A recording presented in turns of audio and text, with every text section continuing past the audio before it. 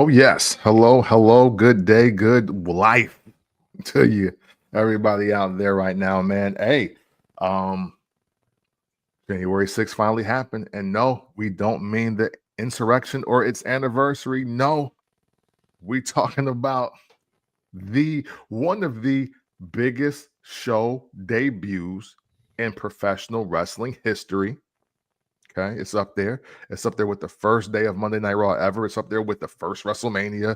It's up there with a lot of things, and we about to talk about it. Hey, and who else to talk to you about it like nobody else in the world than us? Who is us? We. Who are we? The first Black Champ podcast, and I am definitely the MFM pick.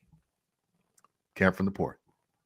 And I am JR Bank. Make sure you rate, like, subscribe, download it to the Barbershop Network, home of the first Black Champ. Make sure you follow us on everything: Twitter, Instagram, on Threads, For sure. all that shit, the FBC, POD.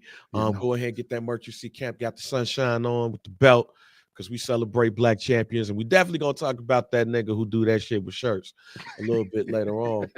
But sure. since we are on the Barbershop Network, a little bit of breaking news to announce, because if we don't announce it, Scott gonna come up here and start asking questions about why we ain't announcing breaking news. Mike Vrabel is your former head coach at the Tennessee Titans. He is expected to be hired as the next New England Patriots coach. Jared Mayo got fired right after the game. Like, they didn't waste no time. It's like the game is over. The time it took them to get downstairs is the time it took them to fire that man, that black man. But Mike Vrabel, former New England Patriot linebacker, won a title with the team. I think I read something on Twitter that says that he is the 7th individual to become the head coach for a franchise that he helped win a Super Bowl with, joining the dude that he replaced, Gerard Mayo, Bart Starr, Forrest Gregg. Both of them are former Green Bay Packers legends. Art Shell, formerly of the Oakland LA Raiders, Jeff Saturday, and Jason Garrett.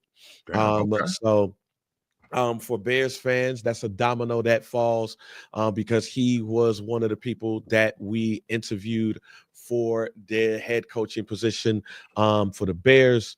So now we have one opening closed, and now the Bears continue on their search for their next head coach. They've interviewed Mike Vrabel, the people's favorite, Ben Johnson, Aaron Glenn, both of the Detroit Lions. They're going to be interviewing Cliff Kingsbury next week. Ron Rivera is going to get an in-person interview because of the Rooney Rule, as our fearless leader Scott let me know yesterday. So a number of people, but in Tennessee, y'all ain't got no coach or no GM. Yeah, for sure. Real quick before we get into Tennessee, because this is all news to me. I'm in the process of year 5. So, but because I've seen this on the just the timeline. Pete Carroll, what are your thoughts? Pete Carroll in Chicago. I like Pete Carroll. I wouldn't, if we don't get Ben Johnson, I don't mind him. Like somebody who's helped build the program, a Super Bowl champion, future NFL Hall of Famer from the coaching position. Like, I don't mind him. I want Ben Johnson, but if we don't get Ben Johnson, because reportedly, allegedly, Tom Brady is out there on the prowl. He is recruiting him like he recruited Giselle when he saw her on the runway. So if I wouldn't mind it if it's him, if we don't get Ben Johnson. He's not the first choice, but he is a choice nonetheless. So I ain't mad at that. I dig it. So yeah, man. Hey, look, Tennessee. So look, one thing I've learned, just being amongst the Tennessee Titans fans, like the real fans, nothing like the real fans in the city. Pro tip for anybody that may be a casual fan or just not really savvy. You want to know about the football team, you got to talk to the people that's wearing the gear of the team, even when it ain't the season going on. And that's who I'd be trying to talk to. You know what I'm saying? The people that saw the Music City Miracle and was like, yeah. And like, they love Steve McNair, even the white rednecks, they love Steve McNair. You got to talk to them. Okay. And Eddie George, always. And you know, what is the two things that I've learned from Tennessee fans? One, they were like, I don't know about firing Mike. That don't seem like the biggest. That don't seem like the best idea. And 2 was, can't we just get Derrick Henry more help? Like, why we gotta let him go? And now you see why, right? Because you got to be there when you catch all the games, especially the ones that are not televised, you do see them running Derrick Henry ragged, and that's why he was only playing like 9 or 10 games maybe towards the end of the season, because he was the only offensive option. But enough about that. What stings for the Tennessee Titans fans that I've spoken to is the fact that coach and GM, there was press conference, like they really went all out, and dude was talking about how he's about to change the culture here, and he's like so hard-nosed, and we're gonna be a good football team that wins games, blah blah blah. You know, he really sold like how it was gonna be such a great new regime. And then old Levi's, because until he started winning, we ain't gotta say his name right. So old Levi's is playing worse with the new coach than he was with the old coach. And they were like, yo, this is some bull. like flat out, they was like, this is some bull. Hey, now it's throw everybody away. This is the one time I've just seen on the timelines where everybody's unanimous, like, hey, yo, this ain't it. Granted, hey, look, we wouldn't go make it to the Super Bowl 2-3 years ago, but we wouldn't this bad either, though. And so there is no, I haven't seen any names for whether it's player or personnel, like culture wise. I haven't seen any names being thrown out there in the comments that people want to see, but it is going to be interesting. Shout out to my cousin G McGee. He want Cam to come. He want Cam to get drafted and be and play for the Titans. So Cam Ward, yeah, yes, not Cam Newton and not me, but Cam Ward. you want not Cam Ward. You know what I'm saying? Yeah, I am no good. Not with this left knee. No, sir. But so you know, he's looking at that. My guy called Don Coleon. He want Travis Hunter to be here. So so you know, we'll see. I like to immerse myself with the real Titans fans, because it's just a cool thing for me to do. I am not the biggest football fan, and now that I'm 40, I ain't got to pretend. So that's awesome for me. But I love seeing the people that are. I will say this, man, even though Tennessee may not be the greatest team, I will say you will not find too many actual fan bases that love their team the way they love this team. They like, I know people criticize Bear fans, and I do think Bear fans are I think Chicago sports fans are just the best fans of anything on the planet. I will say that. But I will say, man, Tennessee is going to be, whenever they get that Super Bowl, whenever it happens, you are going to see one of the most grateful and loving fan bases that you've ever seen when that time comes. Like they really wanted, they really thought Steve and Eddie was gonna get it done. Like they're still talked about, Steve McNair's talking about like he's still alive down here, to be clear. You know what I'm saying? So and it's not just a black thing either. Like the people of Tennessee really love their Titans. So honestly, even just off the strength of that, I want them to have a really great team, especially with that new stadium that's being built, which I just watched a YouTube video on it. It really made it sink in, like, oh wow, they're about to really reshape downtown, and now I want to move down there. But even with that, you know, they don't want the biggest thing is for WrestleMania to be here and the Royal Rumble and SummerSlam, because they are coming to Nashville. So you know the vibes, especially by then. So, but yeah, so man, just yo, I hope the Titans do what the fan base need and want it to do, you know, because I want to see these folks out here happy, man. You know what I'm saying? Yeah. Hey, let's go ahead and get to it, because I see a couple of comments enjoy. Hey man, fuck Hulk Hogan and everybody who love him. I love this comment that Do just put up there. Softly still crying racism from Hogan. It's not a cry. It's a fact. I'm not even about to talk about racism here. For sure. I'm not even about to talk about racism here. Because there's black people that like Hulk Hogan still. There's black people that like Hulk Hogan still. Why do people care about who like who? Exactly. Like that's the soft shit here. Like I saw so many people on CNN. Have this conversation about Hulk Hogan and how people don't like Hulk Hogan because he was voting for Trump and he was pushing for Trump. Here's why that's stupid as hell. Like, here's why that's stupid as hell. The Undertaker had Hulk Hogan on his podcast, didn't he? Yeah, I believe so. He said he was openly voting for Hulk Hogan, right? For Donald Trump, right? Yeah, for sure. Undertaker said he was openly voting for Trump. He said he was the man and all of that, right? Why we didn't boo the Undertaker? Yeah. Why didn't nobody boo the Undertaker? Because, well, to answer your question directly, especially for Dio, because the Undertaker has proven not to be a piss poor human being in general in life, in the grand scheme of life.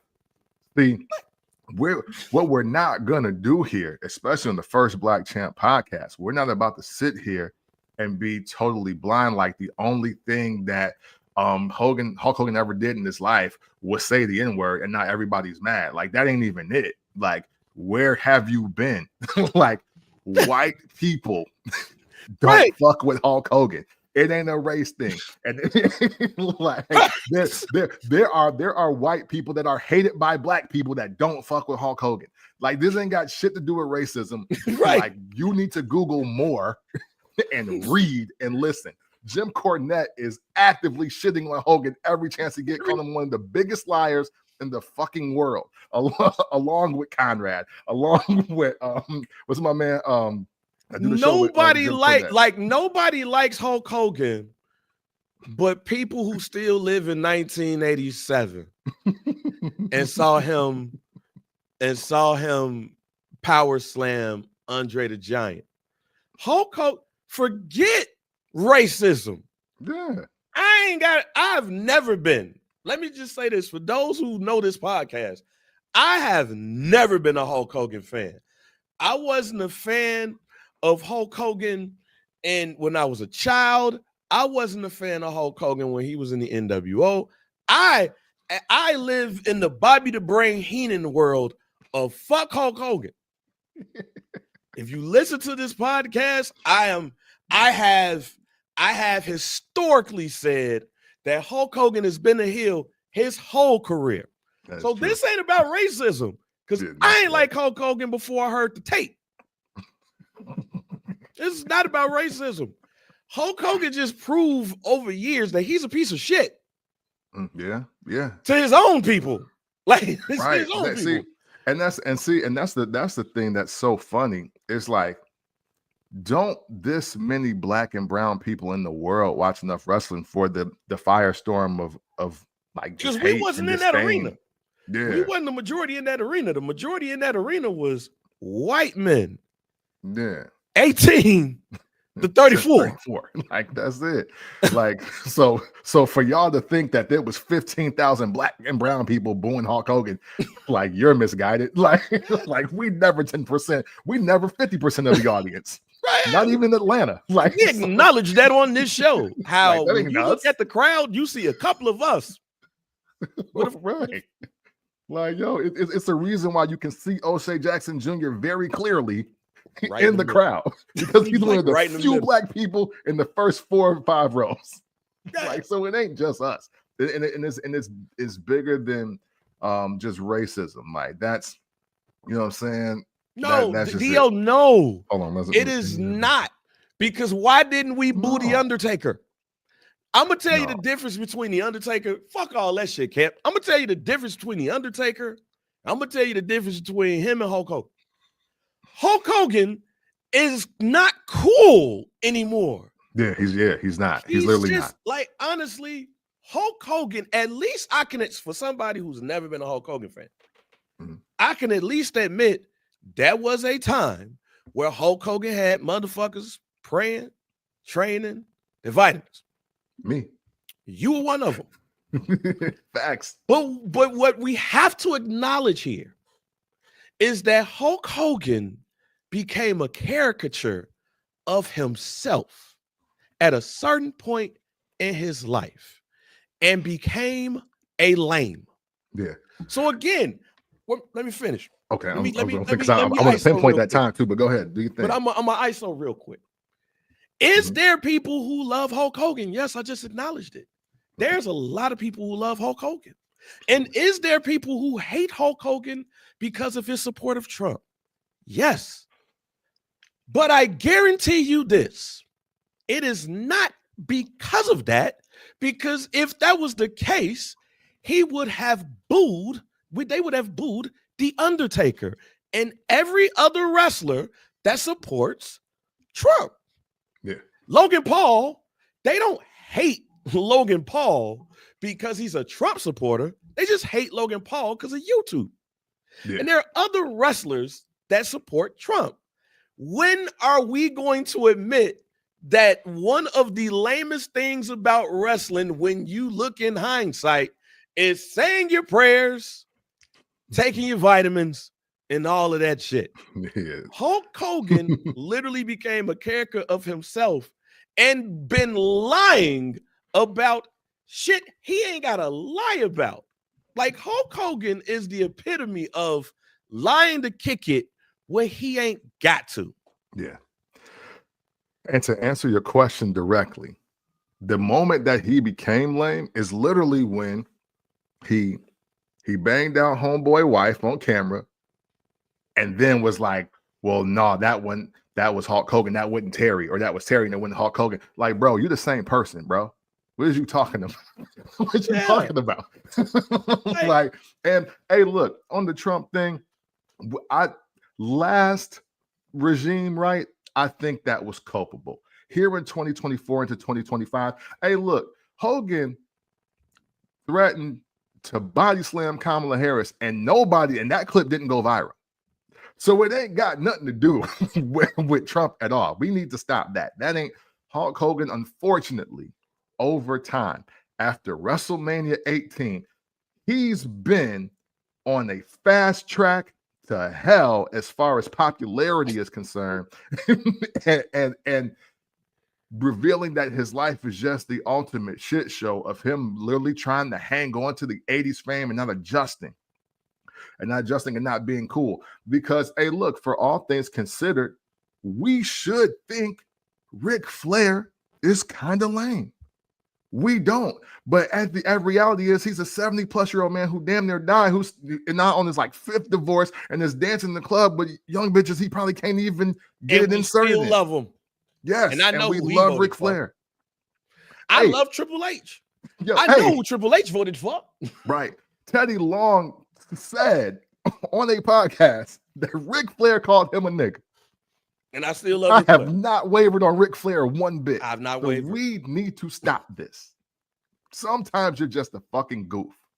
Yeah. Like at the end of the day, it's about we're not gonna comment. I like this. We're not gonna comment after this last thing with Dio. We're just gonna let him. Yeah. Just gonna let him rock.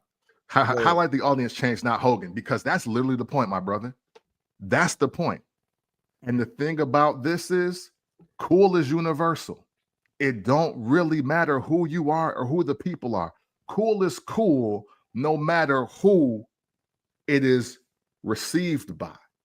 Like, that is the thing. Steve Austin, the character Stone Cold Steve Austin, will always be deemed as cool. We are now, 24 years removed from the inception of the Attitude Era. Steve Austin still looks fucking cool. We can, again, John Cena, even in this era, even after being called a big box of Fruity Pebbles, even after everything The Rock did to make him not look as cool, a lot of people still feel that John Cena is cool. The problem is, one of the biggest problems for Hulk Hogan, I believe, is that when you manufacture such a marketing giant that is supposed to be so squeaky clean and so inspirational and so Ooh, just appealing. I do got an answer for this one right here. Right. If you listen to this podcast, you know I love this part. Right. Right. Facts. So, so this is awesome. Yeah, he's right on time. He's right on time. Unfortunately, as a human being, bro, you got to like, look, let's take it off wrestling. Yes, even if you want to herald the image and likeness that is Hulk Hogan up to a high regard, Terry Bollea has proven for over a decade and a half now that he ain't shit. And that ain't got nothing to do with us. Right. Like, that ain't got nothing to do with us. Man. Like, man, I am a fuck Hulk Hogan and everybody who like him guy because I've never liked Hulk Hogan. Yeah. I've never liked Hulk Hogan. I was a macho man. If we want to talk marks, I was a macho man mark. Yeah. I was the kid who cheered on the main event, number 2, when Hulk Hogan got his ass beat by Macho Man. So none of what this is going on this chat really don't pertain to me because I hated this man ever since I saw him. Like, who the fuck is this lame ass dude? All right. With that being said, if you are upset that somebody don't like another dude, you don't get ass. Yeah. You don't get ass. Yeah. Like, if you look and you're like, why are you pouring Hulk Hogan? That is the lamest shit out of all of this. And that's why this is not even a troll attempt. This is real life. If I decide to boo Hulk Hogan and you decide to cheer him, that's okay. Yeah. But don't put racism or Trump or none of that when the top people in the WWE that we see on TV every day. This is about me, fam. This is my podcast. Now that's when you shut the fuck up. All right. Now, when you look at Paul Levesque, he was at the Trump party. Yeah. We ain't booed Triple H for that shit. We didn't boo The Undertaker. We didn't do none of them. At the end of the day, people look at Hulk Hogan for what he is. At this point in his life, in his career, he is a clown living off shit in 1987. Mm-hmm. People see that. People know that. And it wasn't just younger people. Yeah. We are looking at people who grew up with Hogan and saying, yo, you didn't grow, you didn't change with the time. Yeah. You went back to that lame shit and you living off of that. Mm-hmm. Hulk Hogan is just like the Dallas Cowboys. Hulk Hogan is, you talking about the Miami Hurricanes? He's like the Miami Hurricanes. Hey, wow, go crazy. Shout to you. It's like a lot of shit that was popular in the 70s, in 80s, in 90s, and they just didn't grow with the times. I live in Chicago. Hulk Hogan is like the Chicago Bears. You was the shit then, but right now you're still hear me out, Camp, because this is something we've been talking about. Like, because Bears love. I mean, okay. Right. Hear me out. You're living off of tradition and shit that happened in the 80s, but you ain't did shit. You ain't won shit. You ain't been successful at shit. Okay. Hulk Hogan took his ass to TNA. That first night, it was the best ratings they ever had. That product turned to shit ever since. Mm. You got all of this. Now, if you do want to bring in the racism shit, that's cool. You have all of that shit that happened with him, Gawker, all of that shit. And that crowd knows it. You think Hulk Hogan, if you want to use this shit, well, he was in the blue state. California's a blue state, yada, yada, yada. You think that motherfucker ain't going to get booed in Texas? Right. People don't like Hogan, and he's always been like that. His son, when he tried to force his daughter on us with the singing career, the shit that happened with his son, like, this is besides the wrestling, this is besides the racism shit. The reality show, Hogan Knows Best, fam, this is Hogan's fault. And when people can realize that this is all on Hogan, people ain't like Hogan before the Trump shit. He's always been a Trump supporter. It's not new. Like, his support for Trump is not new. He's been on Twitter. He was on Twitter pumping for dude before we even got to this election. His support for Trump ain't new. It's Hulk Hogan is slowly become a caricature of himself. He's always had the heat. Now, if you want to say that the Trump shit was cherry on top of the election, you can say that it was the cherry on top. It wasn't the final nail. It was just the headstone. But Hogan has not been cool for quite some time. Yeah. Here's my thing on the Trump piece, just real quick, because wrestling fans. It did now. Wait a minute before you say that. Real American Hero, like Real American theme song is a bop. Yeah, that's fire. Fuck Hogan, but that is still like top 10 theme song for me. Yeah, I sing that randomly. That's the only reason why I've ever liked. Like, if I ever liked Hulk Hogan, that's the only reason why I like that. Like, that song right there. That's it. Yeah. Shout out to Rick Derringer. Like, he got the slap. That ain't got nothing. Cena should come out to that at WrestleMania. I don't care. So, hey, they should change it to Chad Gable's music. I'm fine. Like, it don't matter to me. Yeah, it don't matter. But see, we like, and this is one of those rare worlds where, like, we are in a parallel universe being the WWE, right? The WWE universe, as we talk about Hulk Hogan, right? Because on one hand, the relationship of Trump with the McMahons and just the WWF at the time is stemming all the way back to the 80s. Who was one of the biggest stars at Trump Plaza ever? Hulk Hogan. So there is, like, it can't be new heat, because if you look at some of Hogan's greatest moments that were also some of his greatest wrestling moments, they took place at a Trump venue. So that ain't that. I think now, if you want to conflate the fact that, new people that maybe haven't watched wrestling since 97 have now seen Hogan at the RNC talking about how he's going to body slam Kamala. Okay, that's maybe 2% of people, if anything. That ain't got nothing to do with how the other legends, staples, and just legacy acts in the world of professional wrestling as a whole feel about them.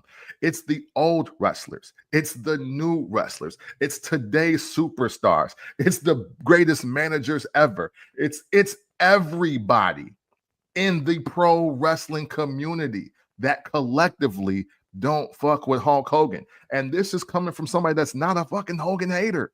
Like, I'm not a hater. Man, the only people that like Hogan is Jimmy Hart and the Nasty Boys. Yeah, and he sent Jimmy Hart clean off. And Brian Knobbs is his cousin.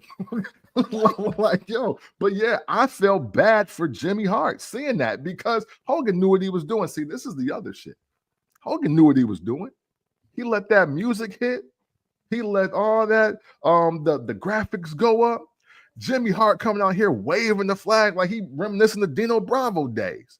And he waving that flag, and then Hogan trots himself out there like a wounded horse, and then got him and his man booed out the damn building. That's what's crazy. That's the nasty work. Hey, Jimmy Hart was like, "This ain't got shit to do with me." Yeah. This ain't got shit to do with me, huh? Hey. This ain't got shit to do with me. Like, there's probably let's do this real quick. And you know what? Dio, I'll ask you this question too. Dio, I'll allow you to, in the chat, give us your top 5 piece of shit people in wrestling that has nothing to do with murder. Because those are easy. Hogan got everybody paid in the 80s and 90s. Come on. No, it's not that I just want, without murder, yeah, everybody who's listening to the show, without murder, name us our top 5 piece of shit wrestlers. Because the murder shit is easy. You put a couple people up in there. You dissing moi, take everybody. You know how you know who got everybody paid? People for the Dallas Cowboys.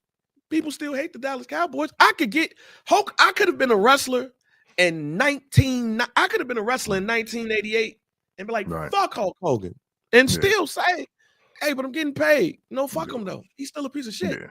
Like money and liking a motherfucker are not Yeah. exclusive. Yeah. If that was the case, excuse me, if liking a motherfucker and money was exclusive with each other, then there wouldn't be no divorce in Hollywood. Yeah. Hell, Brock Lesnar. See, Brock Lesnar has been said is a piece of shit. Right. Yeah. And hey, and he embraces it and then just goes to MMA. See, that's what I love about Brock Lesnar. Brock Lesnar owns the piece of shit role. Yeah. Man, I don't fuck with y'all. Yeah. Fuck it. And dare you to fight him. Yeah, like you're not gonna whoop my ass though. See, that's what I love about Brock Lesnar. Yeah. Hey, I'm a piece of shit. You're not gonna be my ass though. You want to fight? You know? You really want to do that? That's Brock Lesnar. Like Ric Flair, we could put Ric Flair in there. Ric Flair is a piece of shit. He just one of those piece of shits that I fuck with. Yeah, high charisma. Yeah. Charisma slider on 99. See, that's what I'm saying about. Jerry Lawler's a piece of shit. Yeah. He a freak man. Hey, everything that we can't say, everything that wrestlers can't say in wrestling today is because of Jerry Lawler's commentary in the Attitude Era. All the way from puppies to bra and panties to flaming other F word, like all of it. This is why I love this podcast. This is why I love this podcast. Hey, look, at the end of the day, you ain't got to agree with us. You ain't got to agree with us. But at the end of the day, Ricky Morton, present day, is in NWA getting his son clean over with Southern Six and Thrillbilly. Yeah. So hey, look, hey again, hey, and let's stop this narrative. Ain't no new Trump heat. If they were to poll, if they did an anonymous poll of every arena in the world of who they voted for, if they could vote, I guarantee you that joint is gonna flame up red because it ain't like that many blue. It ain't that many blue collar people voting for Kamala. Over 70 million people voted for that man. Yeah. It wasn't just every Kamala fan, a Democrat fan, and into it. No. There's a unity with a lot of people at this point right now. Mm-hmm. They don't fuck with Hogan. Yeah. It's not about Hogan being a Trump supporter because we like The Undertaker. You know what? Let's do this real quick. Hold on. Yeah. Let's do something real about The Undertaker. So let's get off of Hulk Hogan. For sure. Pause. What has The Undertaker done to make us dislike him? Hey. I can't think of it. I can't think of the thing. He's a Trump supporter. Yeah. He openly wears sometimes like paraphernalia that people would be like, yo, I don't know about that. That motherfucker, yeah. Hey, Undertaker was showing up to meet and greets and to protect the thin blue line. Yeah. hey, I think he was in the Blue Lives Matter at a meet and greet. Yeah. Hey, The Undertaker wild. But hey, look. But you know what I love about The Undertaker? BSK. A unique group of friends. Mm-hmm. Like you can't tell me that there you go, Donnie. You can't tell me that The Undertaker ain't 12. You can't tell me The Undertaker ain't 12. It's a fact. It's a fact. And could Undertaker not? I don't think so. Let me just say this now. I don't think Undertaker's racist. But could it be a situation? Could it be a situation where The Undertaker only like the black people he know? Oh, yeah, for sure.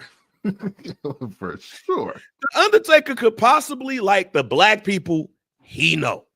Yeah. That's the Godfather, Ron Simmons. Mm-hmm. If you want to add people of color in there, Yokozuna. Could very well. Like only the people.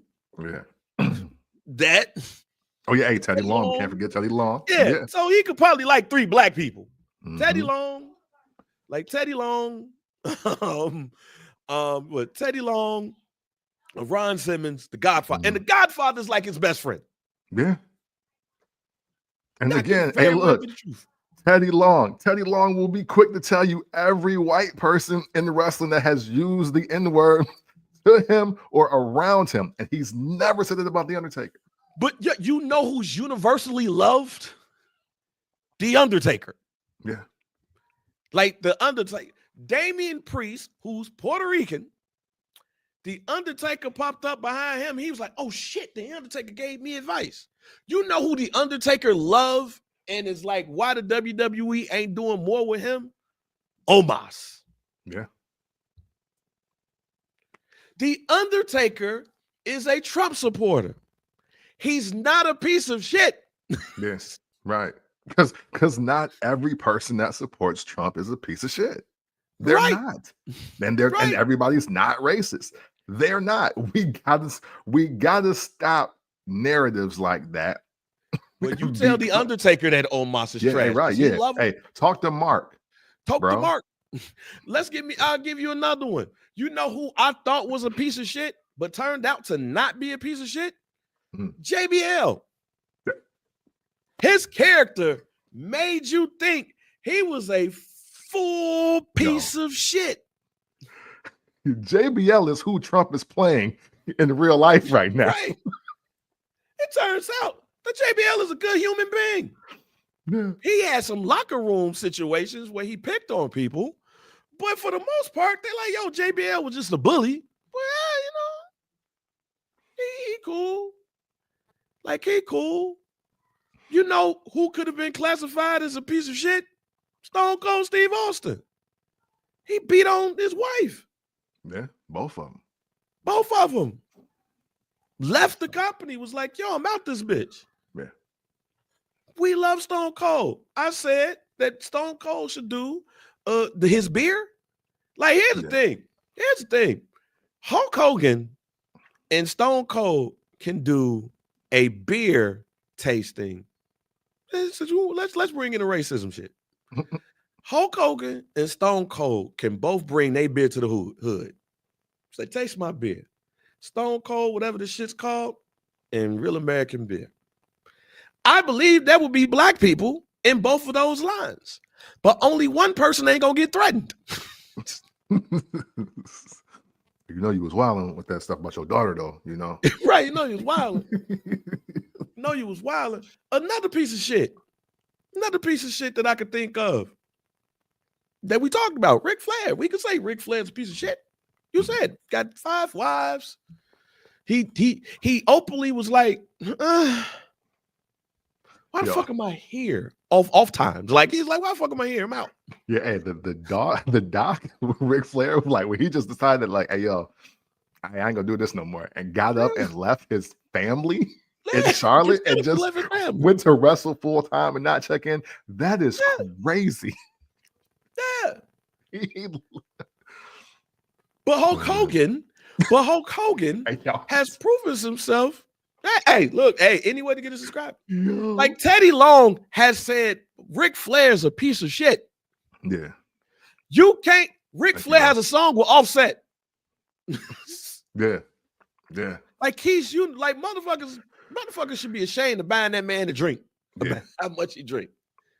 Hey, and most importantly, again, hey, look, see the white delegation on this. Yeah. Because even when that audio leaked and all of that, Hogan was still getting cheered because that's the second time, well, the third or fourth time he came back as Hulk Hogan, the Hulkster. So after that run is when shit started going left. But it's been his white counterparts that have been coming out about this. And this is years before Trump was going to run for president the first time. And also fellow Trump supporters. Yeah. So again, look, y'all taking down one of y'all heroes. We just watching the fire, bro. We just watching the accident. Oh, damn, that's crazy. They do like that. Hey, that is the perfect analogy. Yeah. Hey, look, we never did this to Michael Jackson. So, hey, and he looked Asian before he died. We never did this to Michael Jackson. So I don't know y'all beef. Y'all fix that. We ain't got nothing to do with that. Yeah, Dio, we're going to end this segment by saying You might be right. You might be right. But I'll tell you this, as a black man, I love to see the white on white violence that's going on right now. Facts. I love this. Facts. I love Take this. that I want to to see who y'all. CNBC. I want to see the alignment here. I want to see. Oh, I hate Hulk Hogan. You hate Hulk Hogan? What the fuck? Do you know what Hulk Hogan did for us? He made us train, say our prayers, take our vitamins. Hulk Hogan is immortal, brother. Yeah. What are you talking about? What are you talking about? This man is the reason why you're here in this arena. Y'all fight. Yeah. Y'all fight. Facts. Hey, listen. Hey, I still watch old PLEs, bro. Don't get it confused. I don't fast forward the Hulk Hogan matches. Fuck out here. Like, I paid for the whole subscription. I'm watching the whole shit. Yeah, I'm not about to do this when Hulk Hogan come up. I'm not about to fuck Hulk Hogan. No, I'm gonna watch Hulk Hogan and laugh at people boo him because I come from the Bobby Heenan School of Wrestling. Fuck Hulk Hogan and everybody who like him. Yeah. Hey, look. But so if you want to say, but you goddamn right, Dio. Why you think I like it? Hey. Hey. So recognize who's the majority of people watching that. Who are the majority watching that? Yeah, who is the 51% or more? Hey, for everybody who is a consistent watcher of First Black Champ, this is yes. Yeah, hey, shout out to Christopher. Because right, hey, Iron Sheik Ben started this. Iron Sheik has hated Hulk Hogan since 1984.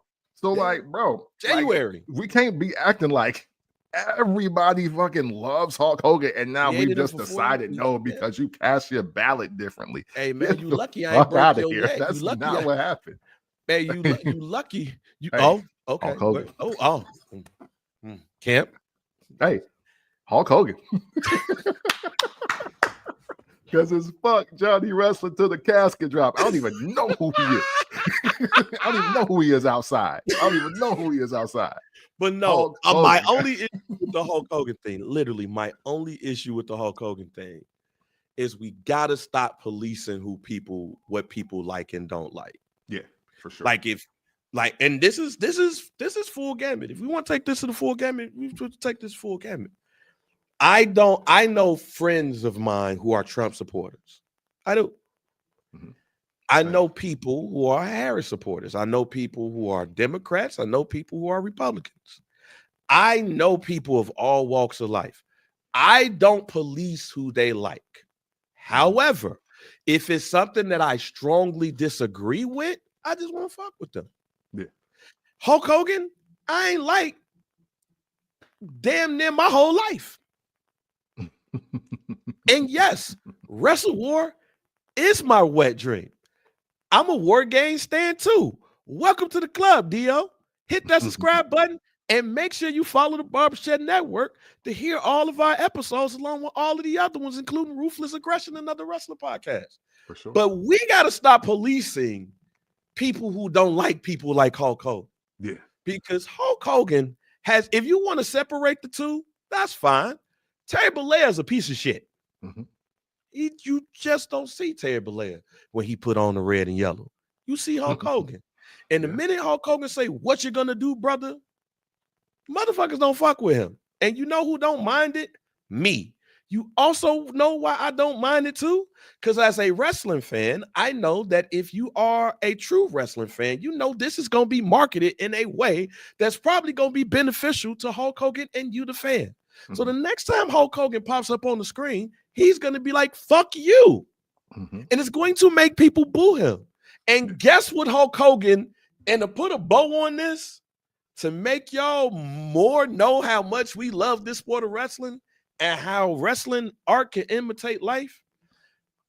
Kemp, who's the biggest heel in wrestling so far right now this year? Who says the biggest heel in wrestling? Biggest heel in wrestling. When you listen to the reaction, who's the biggest heel in wrestling? Oh, Dominic Mysterio. Hulk Hogan has potential to become the biggest heel in wrestling again. Because if he got booed like that, when Hulk Hogan say screw you, guess what's gonna happen? Mm-hmm. And guess what's gonna happen?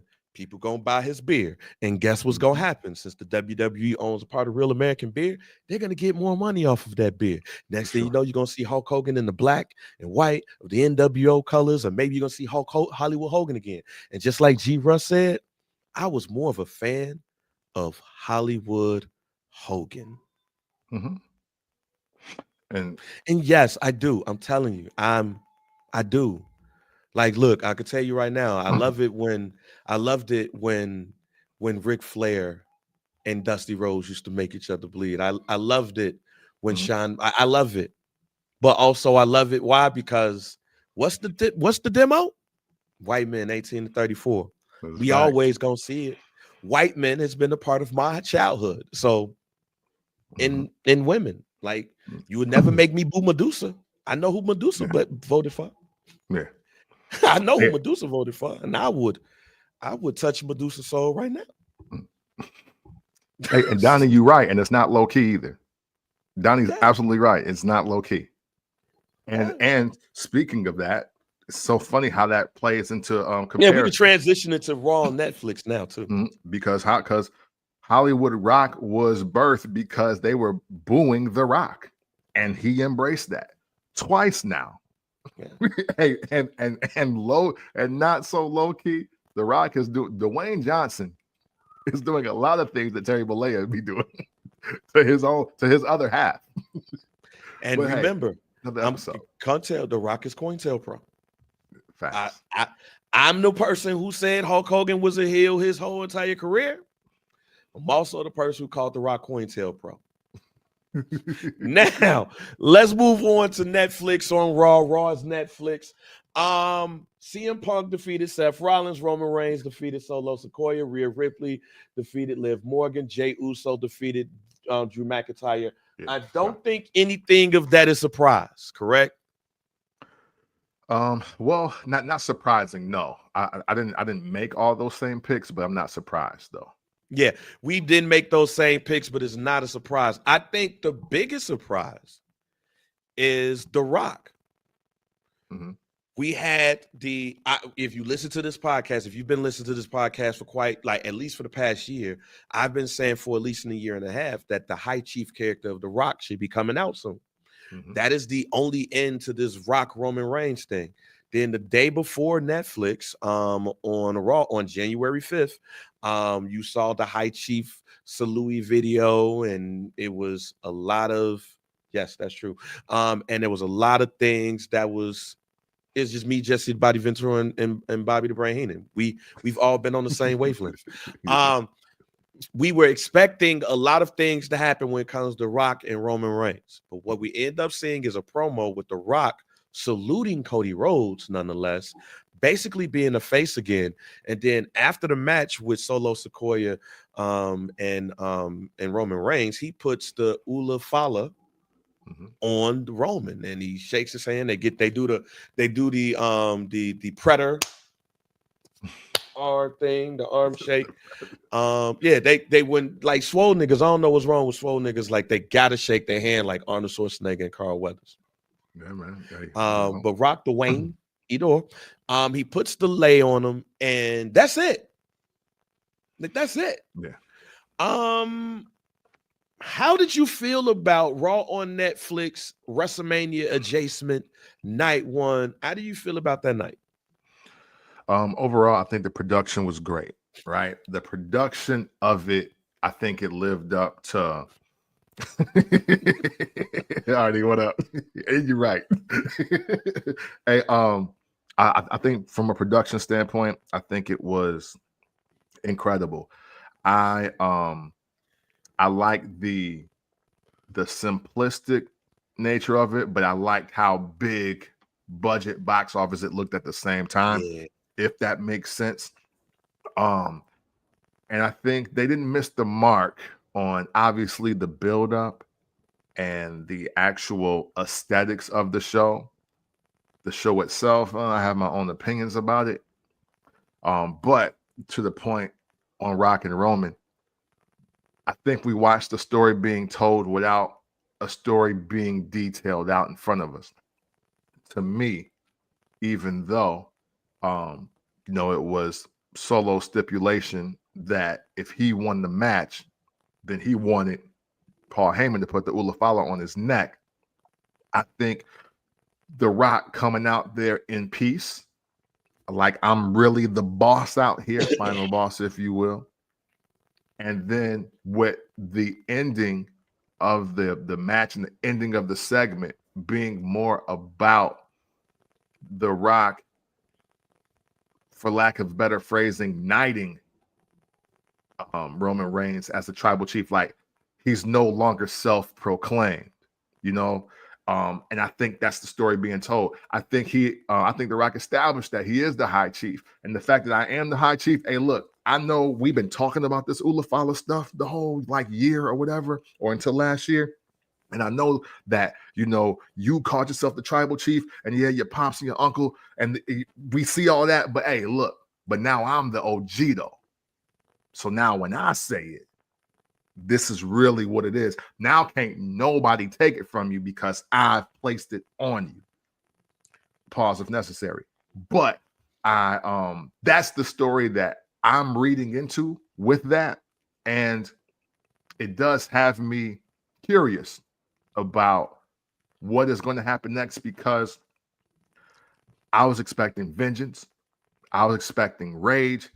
I was expecting a lot of people to get their ass beat the next time we saw The Rock. That ain't happened. So now it's got me looking at that segment a lot differently. I was bored.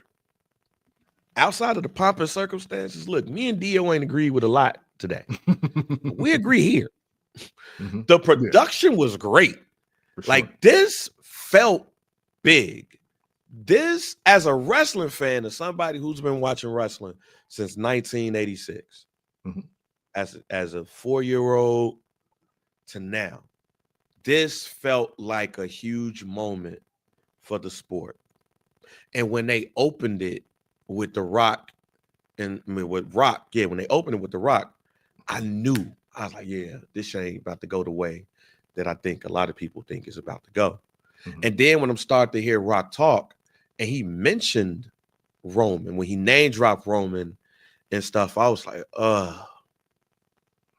yeah, we definitely not about to get what we thought. Now, some of the interference you can expect, the match felt like a WrestleMania match. For sure. Like, let me say this. I felt like this match was WrestleMania quality. But the ending is what I was not expecting, only because of the way that the Bloodline thing has been pushed. We're going to talk about this a little bit later in the show, because we've been talking about how Solo has not felt like what he has been pushed to be. But somebody in the Bloodline has definitely felt like that. We're going to see what happens with that. Sure. I got some questions. But that match and the way that it did not end the way that I expected it. And that's cool. But it felt empty, because The Rock does not need to anoint Roman Reigns for anything. He didn't. Like, The Rock, when they was in Philadelphia after the Royal Rumble, yes. But Roman Reigns is the greatest in this generation. He didn't need The Rock to anoint him for shit. So I would have loved for that particular storyline to keep going. And, never know. Some shit might happen. But for it to go to Roman Reigns getting the Ula, and then on Friday say he's entering the Royal Rumble. So, okay. Hindsight, right here. Scenario. What if they're telling two stories? Family business and wrestling business. Because remember, hey, look, we're the podcast that's adamant about, I don't want to see no tribal chief title. Like, this can't be no belt you just win. So for me, the way this story has always been pitched is like, yeah, we in the world of wrestling and we won the world of wrestling, but this is the fam though. Like, what we got supersedes everything. Now, granted, Roman Reigns is doing all this as the champion, but he's also did a very good job of separating the aspect of, yeah, I'm the champ, but me being the champ is how the whole family eat. So with that, I totally understand what you're saying, especially with the Philadelphia callback, because that does make perfect sense. But unfortunately, in real life, we've watched the Roman's uncle and his father pass. And we've watched Roman Reigns say, hey, look, hey, COVID here, well, I'm not. Me and all my sets of twins and my wife, we're going to do our thing.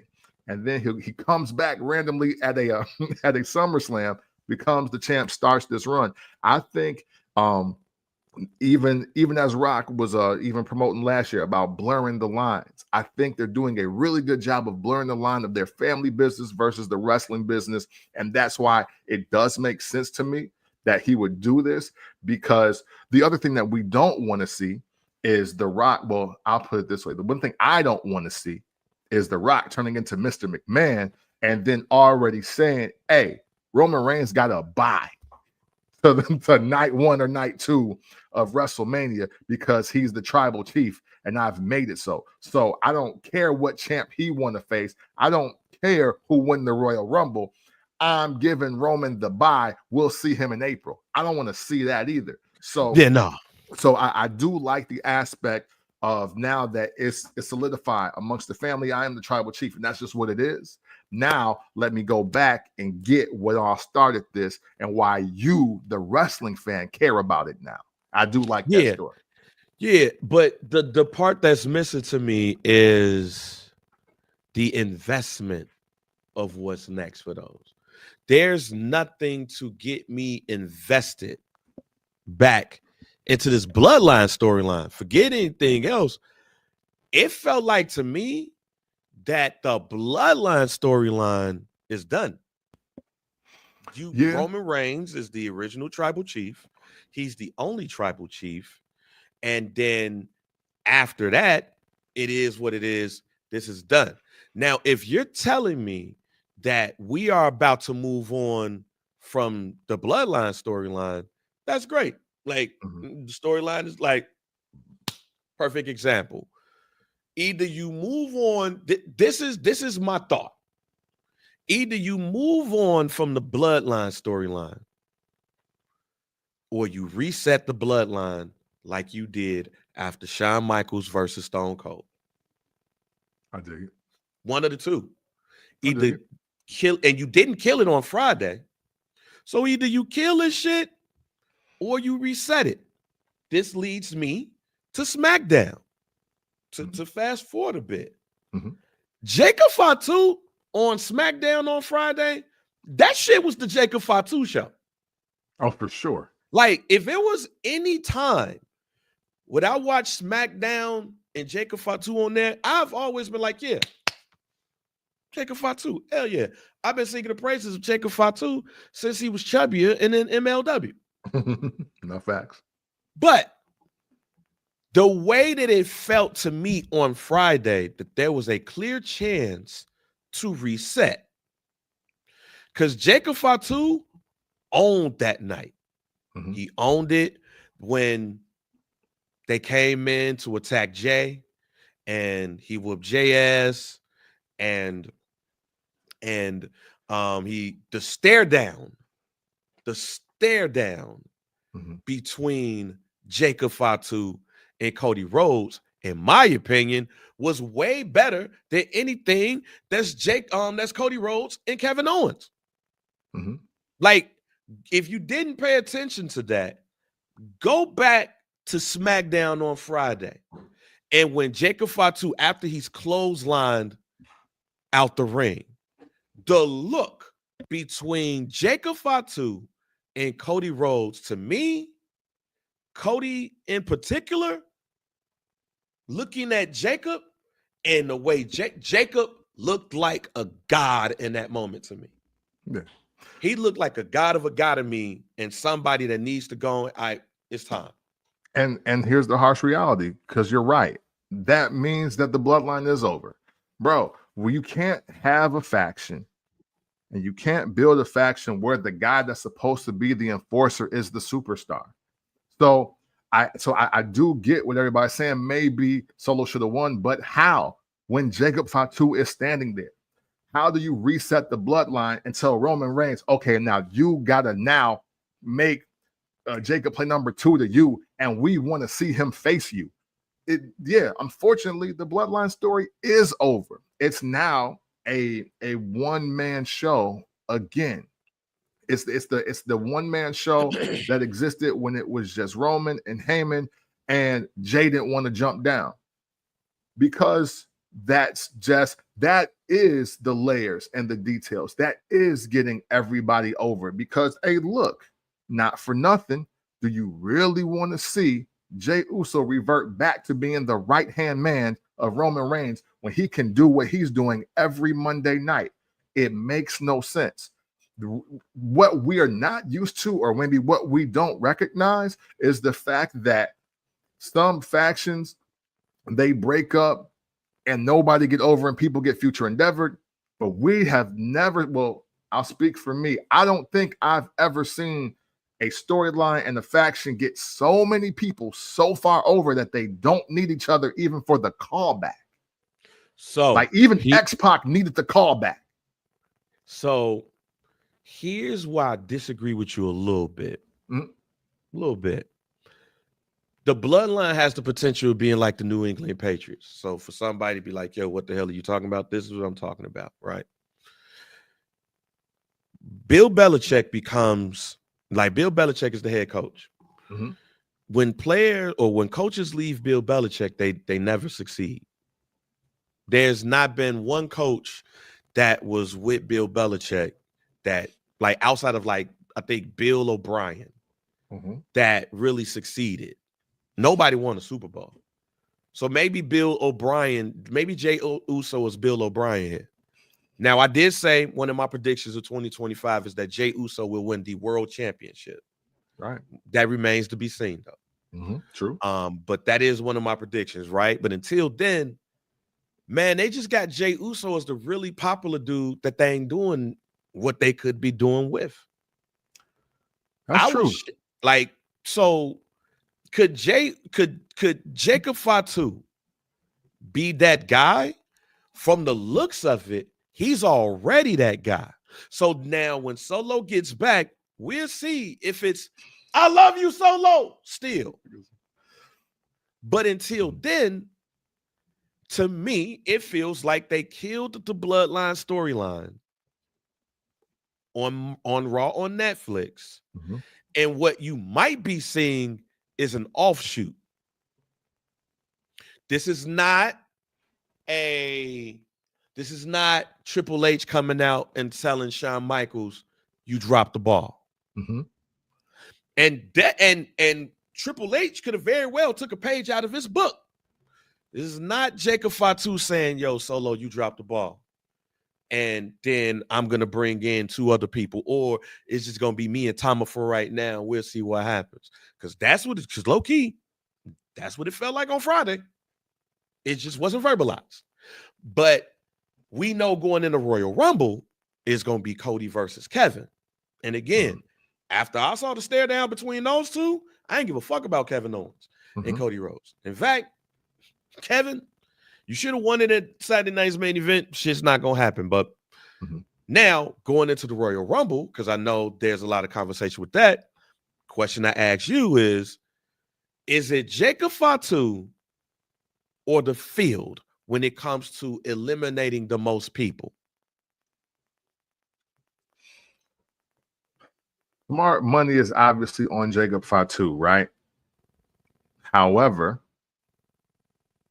I think it is going along with the story we're trying to tell, because hasn't Roman Reigns gotten that record from Kane? And now he's going to be in the Royal Rumble. So with all due respect to Jacob Fatu, because obviously I think the field, being us, the universe here, we're saying that he is ready. But I think most importantly, here's another situation where Roman Reigns steps into the Royal Rumble as a marked man, this time just without the title, like the actual world title. But I think it's really on him to counteract a few things, because now, even with what you're saying, you can't tell me the last 3 people for sure in the Royal Rumble won't be Roman, Jacob, and Cena. Yeah, that's my final 3. That's the final 3 for sure. So with that, I think you kind of get a dead heat. What if they all eliminate 8 people? Like 8, 16, 24. And I'm sure LA Knight's gonna get somebody out of there. You know what I mean? Like it's kind of one of those things where, yeah, they're putting the writing on the wall for us, and it literally becomes a situation of, well, who makes sense for us more right now? And so I don't really have the field per se. I got Jacob, Cena, and Roman being at a dead heat, because that is that, and with Gunther not being in it, that just seems to be the expectation for me. I do think Jacob Fatu is going to eliminate the most people in this Royal Rumble. Like when Jacob Fatu gets in, business is going to pick up. Jim Ross voice. And I do believe that those 3 are going to be the final 3. Maybe even add in Punk as the 4th. Like CM Punk. Because here's the thing, and I'll bring back up what I said on last week's show.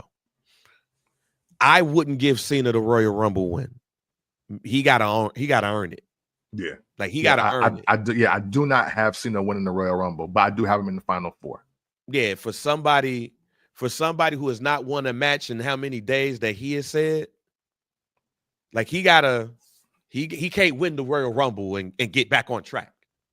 Like, no.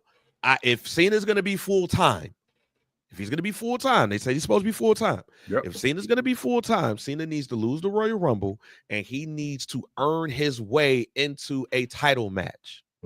I also believe, I'm still sticking to my Roman Reigns, Seth Rollins, CM Punk main event for one of those titles. Like Gunther's I don't think Gunther's gonna have the belt for Royal Rumble, because after they had already said Cody versus Cena seems like the likely matchup. Like he has to earn that. I don't think he should win with Cena winning the Royal Rumble. Like he needs to, he needs to win that, earn his way into the Elimination Chamber, and know that this is his last chance to win the Elimination Chamber. I got you. Between Roman, CM Punk, one of them got to win the Rumble. Yeah. Which is probably going to be Roman. And you think that like somehow, some way the title's going to drop. And maybe CM Punk goes into Rumble as the world heavyweight champion. Maybe he goes in, like maybe Seth, or maybe CM Punk, or maybe Roman Reigns. Like maybe Roman Reigns. Because I'll tell you right now, I'll spend good money to see Roman Reigns versus Gunther. I'll spend good money.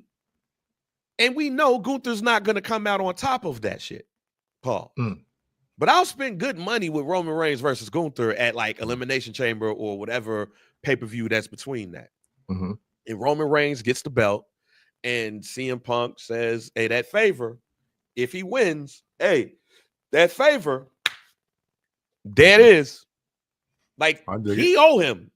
So I think it's more likely that we get Cena versus Cody Rhodes, if that's what everybody is saying.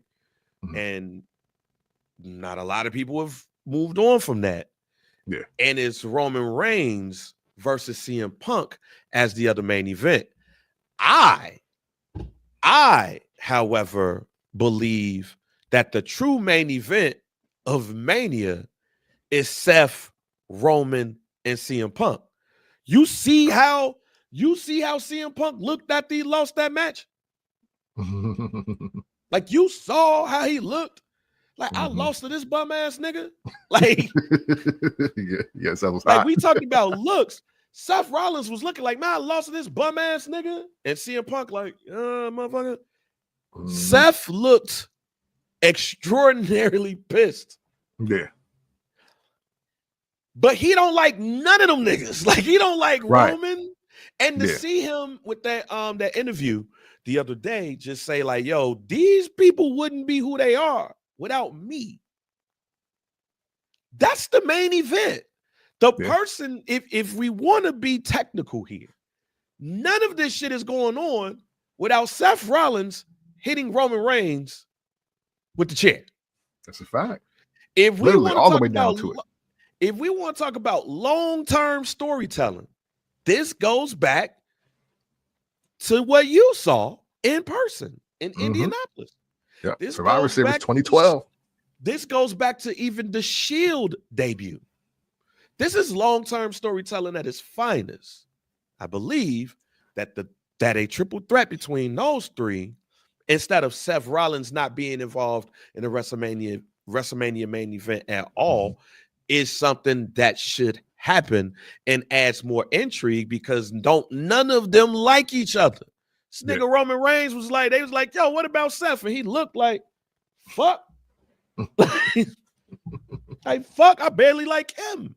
Right.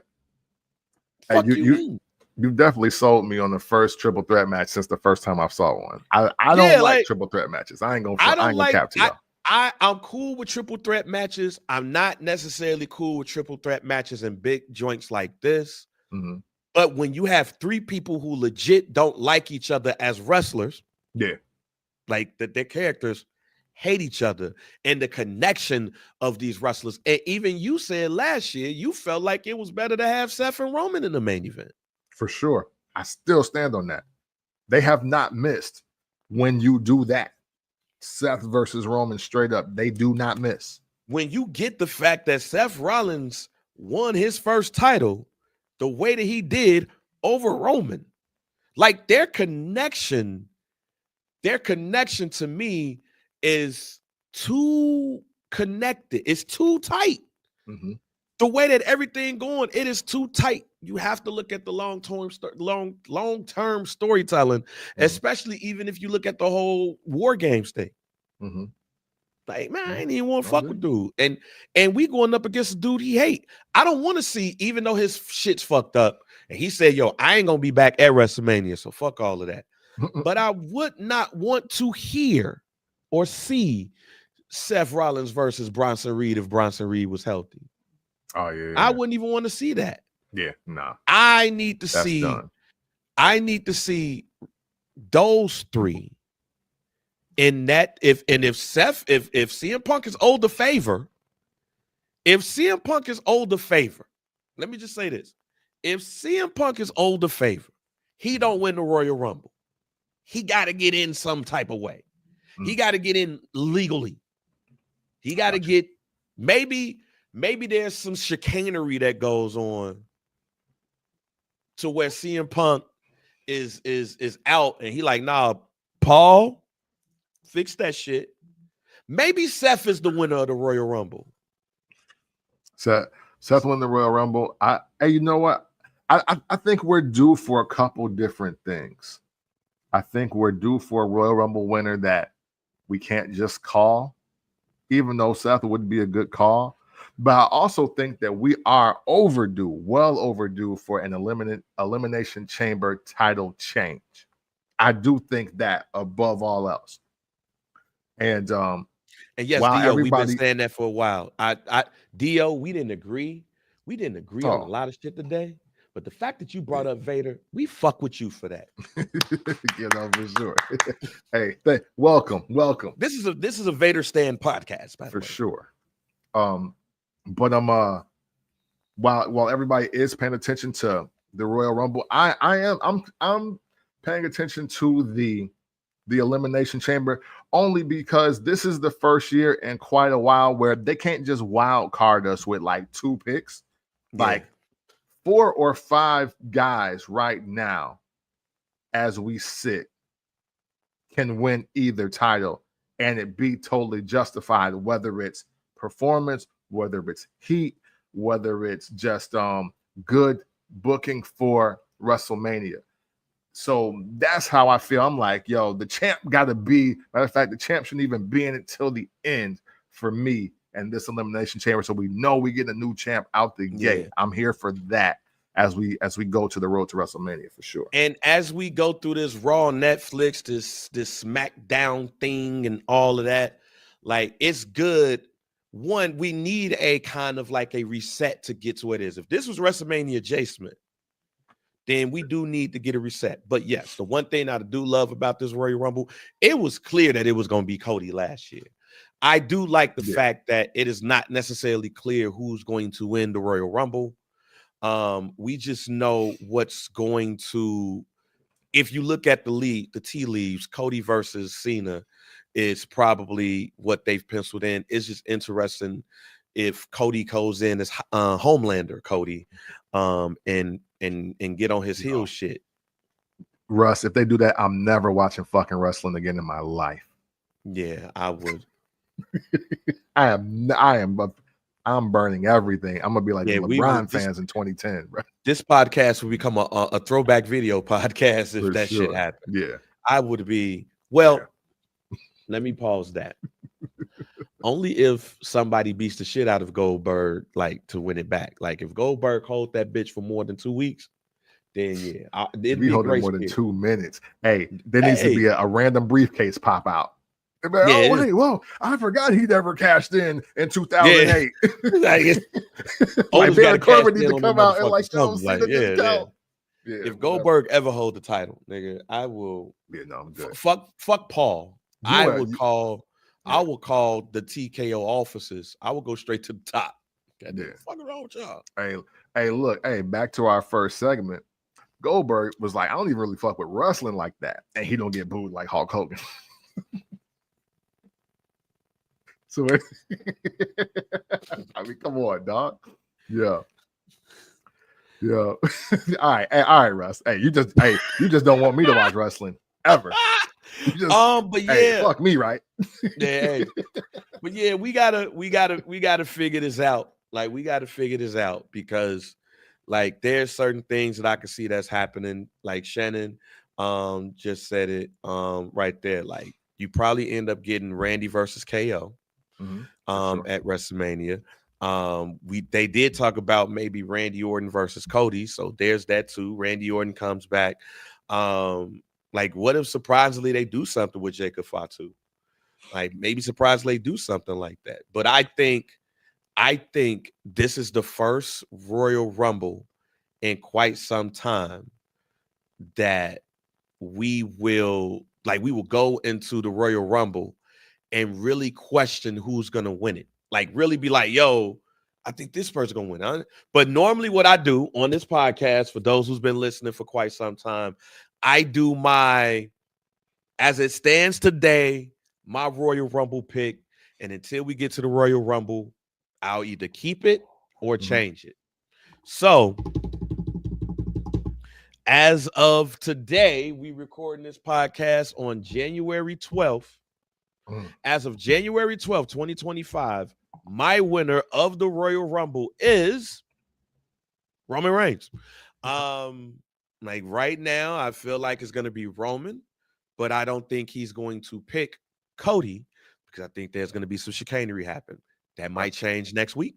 But right now, as of today, I am picking Roman Reigns to win the Royal Rumble. But we will see what happens today. All right, man. We've talked about a lot of stuff today. A couple of joints before we move on. And enjoy our Sunday and the rest of the week. When we gonna find out who attacked Jade Cargill? Probably when she's ready to wrestle. No, I'm tripping. I'm sorry. No disrespect. I'm sorry. But hey, you know what though? I think, being real, and I haven't been keeping up with her like her health status. I think we found out at the Royal Rumble. I think and for me, and this is my low key guarantee for this week. I think that as women are declaring for the Royal Rumble, and there's going to be a space where maybe 3-4 women are already in the ring, and all of a sudden a storm is coming after that countdown, and rather than posing, Jade makes a beeline to the ring and starts laying into some girl. She started beating her ass, and I'm like, damn, like, what's up? I didn't even know it was beef like that. And then we don't find out until SmackDown. It's like, yo, no, that's the bitch who did like who tried to take me out. You dig what I'm saying? And so I think that's how we find out, because right now everything it's wild, like how wrestling works, right? Jade, obviously one of the biggest stars with some of the biggest moments, one of the biggest moments of 2024, and yet we've kind of moved forward with storylines, title changes, and everything, and we haven't mentioned her. I think the best way to, one, add some spice to the women's Royal Rumble, outside of, like, you know, your classic like Michelle McCool entry at 17 or whatever, I think this is the best way to get like storyline developed for her, to have her telling a real story, which can build up enough excitement, suspense, or whatever have you to WrestleMania for her, or at least to a prime spot at an Elimination Chamber. Yeah, I don't even think it's worthy of a guarantee anymore. It's clear to me that Bianca Belair did it. Like once last night happened, I was like, yeah, it's Bianca Belair. Because if it was Naomi, she ain't benefit from the shit because she ain't won nothing. Bailey's gonna lose the Tiffy next week. It has to be somebody that has not had a chance to go up against somebody, in my opinion. So yeah, I think you're right. I think your low-key guarantee is high-key going to happen. Jade Cargill is going to enter the Royal Rumble, and she's going to tell you about who she beat up, who is the person who whooped her ass. And that who is going to be the person. I think what's going to happen is, first of all, in the women's Royal Rumble, I don't want to piss y'all off, y'all, but I don't want to piss Camp off too. But right now, as of January 12th, my pick to win the women's Royal Rumble is Charlotte Flair. Oh, nigga, you lying. I'm good. I'm cool. I ain't even heard shit you said. All right, for sure. It's all good. It's cool. You know? So yeah, I think right now, it might change. It might change. It might be fucking, you know, Alexa Bliss. It might be but right now, my pick as of January 12th to win the Royal Rumble is Charlotte Flair. And Charlotte Flair picks Tiffany Stratton for that. But what I believe is going to happen, to add to your low-key guarantee, is Jade and Bianca are going to eliminate each other. Yeah. And hey, I definitely see that. It's going to be the, what was it? Piper and Jake and Rude, or whatever that was. Like, it's going to be one of those kind of moments. Macho Man. Yes, and there Jake. you go. One of, like, I think it was Macho Man and Jake. Whatever. But he was like, man, fuck, I don't give a fuck about this Royal Rumble. I'm whooping your ass. But yeah, that is what I believe is gonna happen. I know Camp don't like that. But that's we're gonna find out who did it. And Naomi would have had to win, or at least win it and lose it to Tiffany, in order for me to be like, yo, it was her who did it. Bailey is going to lose to Tiffy on Friday. Nia's already lost the belt. Yeah, I think it's clear that Naomi, Bailey, and Nia ain't the one. It's Bianca. Unless it's somebody else that's gonna debut. Like, unless somebody's gonna say it was Roxanne Perez. Like, get the fuck out of here. Like why? Like, why was it Jordan Grace? Like, why? Like, she did it right before a TNA episode. Like, what the fuck? Nah, it's Bianca, and like our man and like our man Dio said, and I said it here on the pod. See, Brando, Hogan Warrior. That's what that looks like.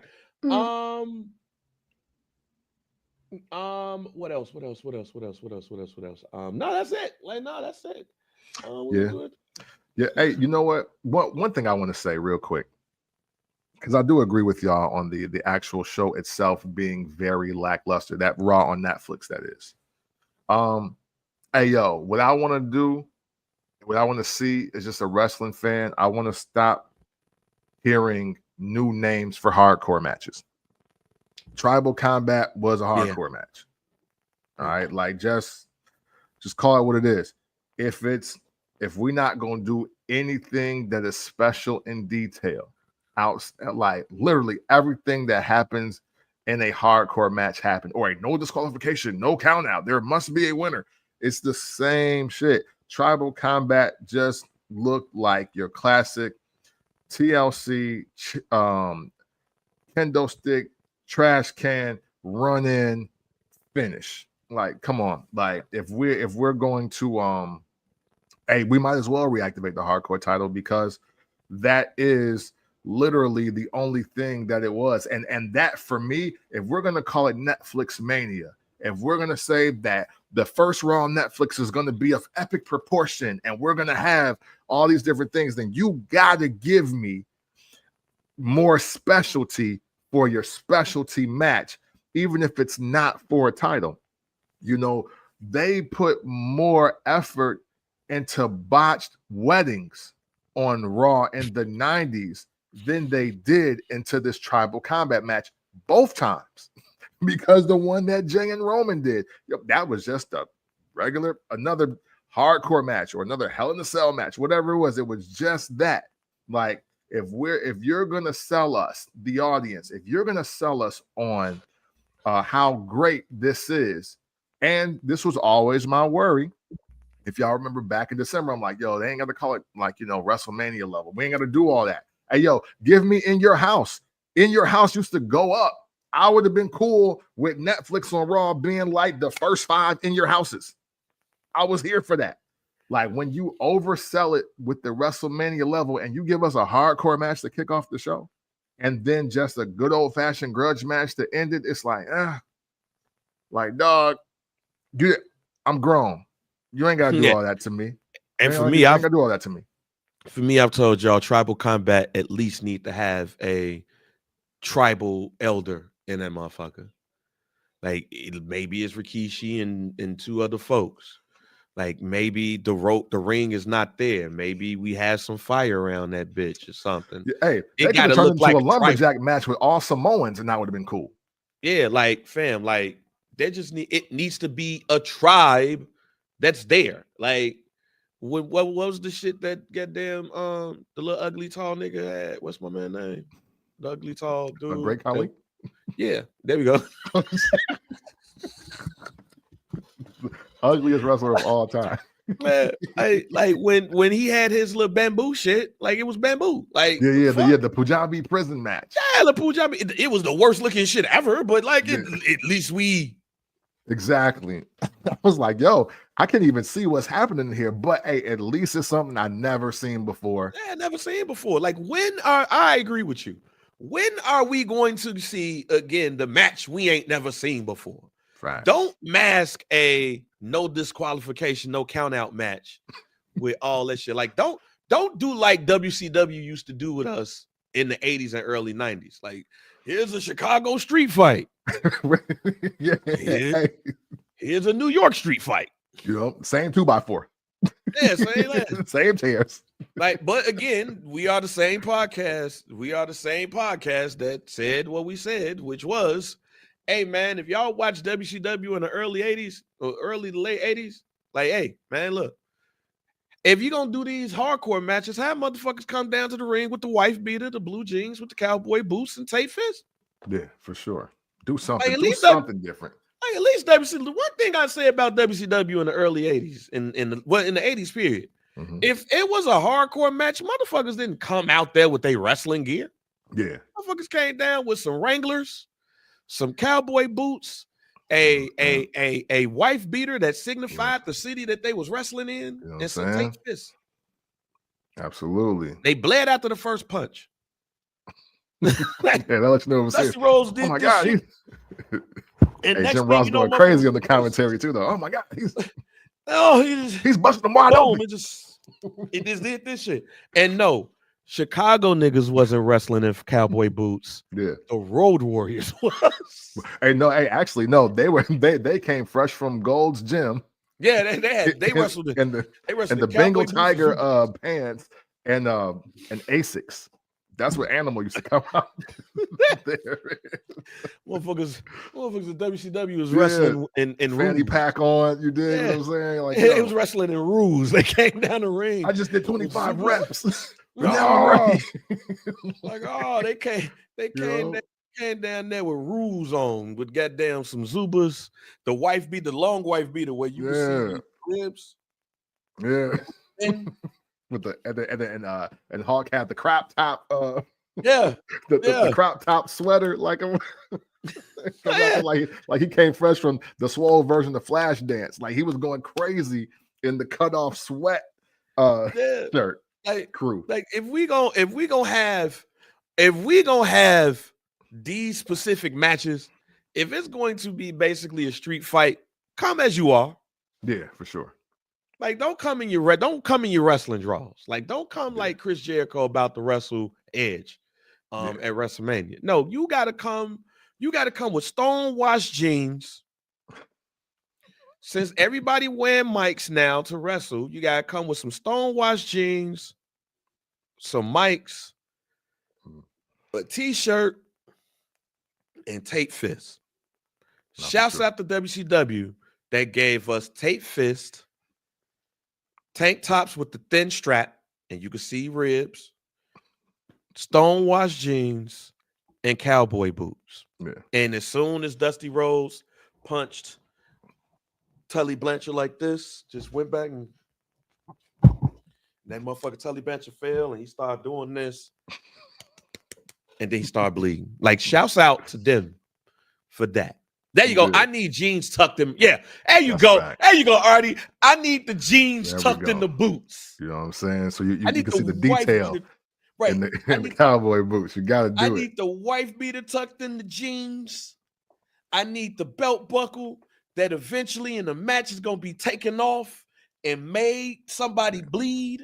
And I need my jeans tucked in my gray and white cowboy boots. Man, hey, I'm about to fire up 2K after this. I'm about to fire up 2K after this. Oh my life. You just gonna make you a creator wrestler. Yep. You know what I'm saying? Like the Buckhouse Brad got there. Like I'm doing something crazy. Hey, to Dio's point, we just gonna make white wrestlers that dress up as like. But have any of y'all watched the Buckhouse street fight? Like, have anybody watched the Buckhouse brawl on Peacock? To know, so y'all to understand, don't just watch the street fight, which is like the Road Warriors versus the Skyscrapers at like Starrcade 89. No, go to the Bunkhouse brawl. Like, if we would have, I said what we got to start doing is just like recommending a pay-per-view on like Peacock or the network. I recommend the Bunkhouse brawl pay-per-view, and I think it's 1988. You will never see all you see is white dudes look like they in a bar fight. Yeah. And it's fun. It's fun. Hey, listen. And to see that, you may have more appreciation for the APA when they were just out kicking it and getting into fights every night. Yeah. Like it's a derivative of what they were doing in WCW at that time. I definitely recommend watching it. Go watch Bunkhouse, the Bunkhouse brawl pay-per-view. Watch Dusty Rhodes win them all. It just made you think that Dusty Rhodes was like the greatest street fighter of all time. But just watch all of them just like whoop each other's asses with belt buckles, chairs, bottles, and shouts out to coal miners glove matches too. I don't know if a coal miner's glove actually hurt. Hey, listen. Real quick. Because I ain't gonna lie to you. If I had the internet when I was a child, I absolutely would have Googled coal miner's glove. I went looking for one. And every time my mom wanted to go in the Farm and Fleet, for some reason, I just felt that Farm and Fleet had coal miner's gloves in there. And I would go to the section. I'm like, no, this this don't look like what this didn't look like what Dusty and Barry was looking for. I was looking for the coal miner because, hey, look, the coal miner's glove was like the power glove, though. Like for the Nintendo fans out there, I was like, yo, if I had this on my hand, I could kill somebody with the coal miner's glove because, man, they sold that's the one thing you never wanted to be hit with. And I'm like, oh, yo, I'm gonna put this on. I'm gonna punch somebody in the back and break it. Like, I might break your whole face if I hit you with this. And you know what's funny about this? To use Chat GTP, coal miner's glove matches are a unique and intense type of wrestling match where a coal miner's glove, often loaded or reinforced, is placed on a pole or in a designated area, and the first wrestler to retrieve it and can use it as a weapon. Here's some memorable coal miner's glove matches in wrestling history. Number 1, Jake the Snake Roberts versus Sting at Halloween Havoc 1992. This perhaps is the most famous coal miner's glove match. It took part in the WCW, and it was part of the spin the wheel, make a deal stipulation. Mm-hmm. The match ended when Sting retrieved the glove and using it to secure victory. Bob Orton versus Roddy Piper had some highlighted coal miner's glove matches, and the king of them bitches, Dusty Rhodes and Tully Blanchard. Boy, Yes, the one thing I'll say about Dusty Rhodes and Tully Blanchard, they tried to kill each other on matches. Like, they tried to kill each other. Well, I know the most popular feud is Dusty versus Flair. Dusty versus Tully was going up though. They was on a different type of time. That's for sure. Look, if we want to talk about underrated feuds, if Dusty was around, I would have to ask him if he really liked Tully Blanchard. Like, if they were really cool in real life. It was like, yo, what's that looking like that? That whole thing with them and Baby Doll and all that shit. Didn't Dusty Rhodes like grab like some scissors? Or no, that was Magnum TA, and it was like a stick or whatever. Like, he had like a stick, but they like each other. Like Tully Blanchard was in all the dangerous matches. Like, Ric Flair wrestled for the title. Arn Anderson and Ole Anderson wrestled for the tag team match, and Tully Blanchard was like, yo, I'm fighting in a scaffold match tonight. It's like, oh, damn, real? like you won't last? You okay? Like, y'all that mad at each other? Like, y'all gonna help me during this match, right? Nah, I got my title match going on. Yeah, we got to fight for the title too. You have fun with your TV belt. You got it, right? Hey, go wrestle for your TV title. You got it. Yeah, but nah. It wasn't underrated down south. No, that's true. Yo, hey, we Midwest kids though, bro. So I totally get you. Yeah, we totally get you. But nah, hey, my guarantee is that Cody Rhodes or John Cena will defend their title this year against Jacob Fatu. And it's more than likely John Cena versus Jacob Fatu. John Cena is going to see the ghost of Umaga when he wrestled Jacob Fatu. That if you like those matches between John Cena and Umaga, well, shit. Yeah, I like that. I'm gonna stick with my guarantee of, well, Jay beelining in the Royal Rumble to whoever attacked her.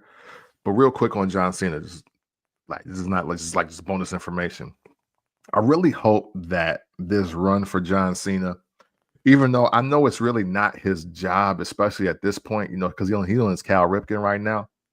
But I would love for, even if Cena doesn't win a title, I hope that whoever he ends up feuding with or wrestles, they get put in a better position and they are better for it. I don't personally think it is Cena's fault at all, but I think, well, it's obvious the Austin Theory WrestleMania thing was a fail. Even though he was victim of a drive-by of Samoan spikes, I don't really think the solo at Saudi Mania really helped, So I'm just hoping that if they give Cena a good 8 to 10, 12-week window with a young upstart talent or with a more established talent, that at least it's a defining moment for them and they're able to capitalize off of it when he's long gone. I do want that for somebody. I imagine it's difficult because of John Cena and now his retirement run, John Cena, but I do think that Cena has a great ability to get people over.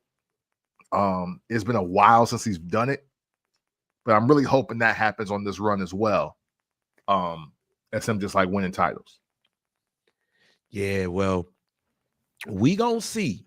But thank you all for a very entertaining episode of First Black Champ.